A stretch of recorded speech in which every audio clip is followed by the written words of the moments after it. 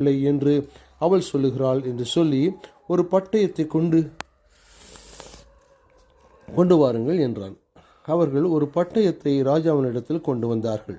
ராஜா உயிரோடு இருக்கிற பிள்ளையை இரண்டாக பிளந்து பாதியை இவளுக்கும் பாதியை அவளுக்கும் கொடுங்கள் என்றான். அப்பொழுது உயிரோடு இருக்கிற பிள்ளையின் தாய் தன் பிள்ளைக்காக அவள் குடல் துடித்ததினால் ராஜாவை நோக்கி, ஐயோ என் ஆண்டவனே, உயிரோடு இருக்கிற பிள்ளையை கொல்ல வேண்டாம், அதை அவளுக்கே கொடுத்து விடுங்கள் என்றாள்.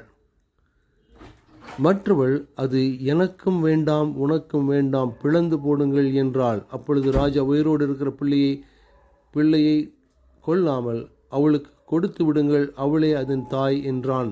ராஜா தீர்த்த இந்த நியாயத்தை இஸ்ரவேலர் எல்லாரும் கேள்விப்பட்டு நியாயம் விசாரிக்கிறதற்கு தேவன் ஒருவரின் ஞானம் ராஜாவுக்கு உண்டென்று கண்டு அவனுக்கு பயந்தார்கள் என்பதே.